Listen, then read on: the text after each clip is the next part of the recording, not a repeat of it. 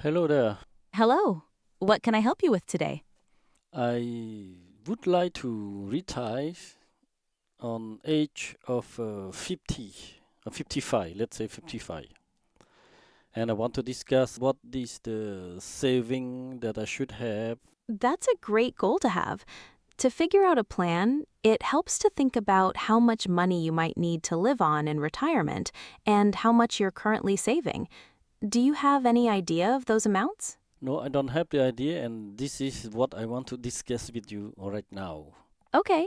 We can start by thinking about what your retirement lifestyle might look like and how much that might cost. Do you have any particular dreams or goals for your retirement? I just want to have a house, food to eat. Having a home and covering basic needs are important. To get a better idea of how much savings you might need, it would help to think about how much those things might cost you in retirement, including ongoing expenses and any other things you'd like to do. Have you thought about how much those costs might be? About maybe $20 per day. If we assume $20 per day for basic expenses, that adds up to about $600 per month or $7,200 per year. Keep in mind, this would only cover very basic needs and wouldn't include any travel, hobbies, or unexpected expenses.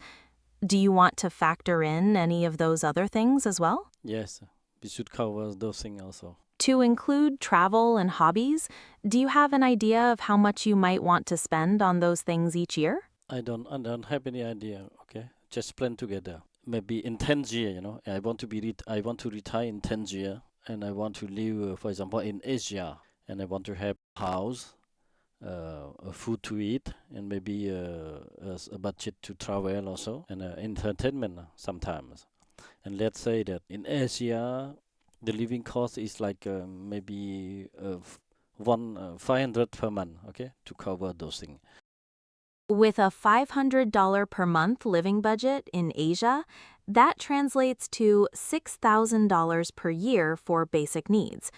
Adding a bit more for travel and entertainment, let's say an additional $200 per month, brings your total estimated yearly expenses to $7,200.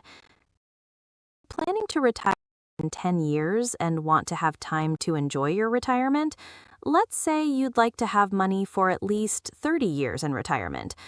Based on these numbers, you would need a total of $216,000 to cover your estimated expenses. To reach that goal in 10 years, you would need to save about, say, $1,800 per month, assuming no investment returns. How does that sound to you? Would you like to adjust the budget or the number of years you plan to save? How about the other investment? For example, to buy a share holder or and invest in something. What is the best moyen to invest right now in to have more money than just saving. Exploring investment options is a smart way to potentially grow your savings. While I can't give you specific investment advice, some common options for long-term saving include stocks, bonds, and mutual funds. Each has different levels of risk and potential return. Do you want to learn more about any of these? Yes, please, because when we have more option, why not? Stocks represent ownership in a company. When the company does well, the value of your stock can increase. Bonds are more like lending money to a government or corporation, and they typically pay you regular interest. Mutual funds are a collection of stocks and bonds, allowing you to diversify your investments. Do any of those sound interesting to learn more about? Yes, please go in detail. Stocks represent owning a small piece of a company. If the company does well, the value of your stock can go up, and you might even receive payments called dividends. However, the value of stocks can also fall, so there's risk involved. Would you like to hear more about stocks or move on to bonds? No, just go straight to Stocks stock. represent ownership in a company. When you own stock, you have a claim on part of the company's assets and earnings. The value of a stock can change over time, depending on the company's performance, market conditions, and other factors. There are different types of stocks, and they can have different investment profiles. Would you like to know more about the different types? Yes, I would like to have more detail on this. There are a few main types of stocks. Common stock usually gives the owner voting rights in company decisions and the potential for greater returns if the company does well. Preferred stock typically doesn't come with voting rights, but it usually pays more consistent dividends and has a higher claim on assets if the company is liquidated. Do you want to learn more about any of these? Yes, let's discuss about the preferred stock, okay? Now we go to the preferred stocks and we need to have a detailed plan, okay? For example, you said that I need to save $180 per month. It is not possible. So let's divide into the few options, okay? Saving and preferred stocks. Saving, let's say we can save only $500 per month, and the rest we need to invest in the preferred stock. Okay, let's define a clear strategy to say that, okay, how many stock we should buy now. Preferred stocks are a type of stock that generally pay regular, fixed dividends. This means you would typically receive a consistent payment at regular intervals. They also have a higher claim on a company's assets than common stock if the company is liquidated. However, preferred stocks don't typically give you voting rights, and their potential for growth may be limited compared to common stocks.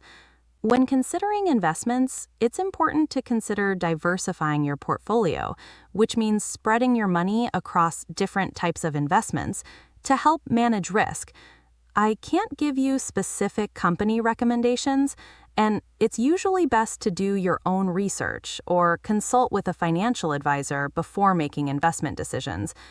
To help you think about your strategy, would you like to learn more about how preferred stocks typically perform in different market conditions? Yes. Preferred stocks tend to be a bit more stable than common stocks, and they often offer more predictable dividend payments, which can be appealing during market downturns. However, they may not have the same potential for growth as common stocks in a strong economy. When considering different investments, it's a good idea to think about your risk tolerance and your overall investment goals. Do you want to learn more about how to assess your risk tolerance? Yes. To get a sense of your risk tolerance, consider things like how comfortable you are with potentially seeing your investments fluctuate in value and the time horizon you have before you need the money. Generally, investments with higher risk come with the potential for higher returns, but they also have a greater chance of losing value. Lower risk investments tend to have lower returns, but they're also usually more stable. Does that help you get a better idea of your risk tolerance? Great. So you're looking to create a strategy combining saving and preferred stocks with a goal of retiring in 10 years. You mentioned saving $500 per month. To help with the preferred stock portion, a common approach is to diversify by investing in a few different companies or even a preferred stock index fund. Regular contributions, like with your monthly savings, can also help over time due to something called compounding. Would you like to explore diversifying your preferred stock investments further? Yes. Diversifying your preferred stock investments means spreading your money across different companies or industries. This helps manage risk because if one company performs poorly, it may not impact your entire portfolio as much. You can do this by investing in multiple preferred stocks across different industries. Or you could consider a preferred stock index fund, which holds a variety of preferred stocks. Does that make sense? Yes, that makes sense. Thank you. You're welcome. Is there anything else I can help you with today? No, that's okay. All right. Feel free to reach out if you have any more questions down the road. Have a great day.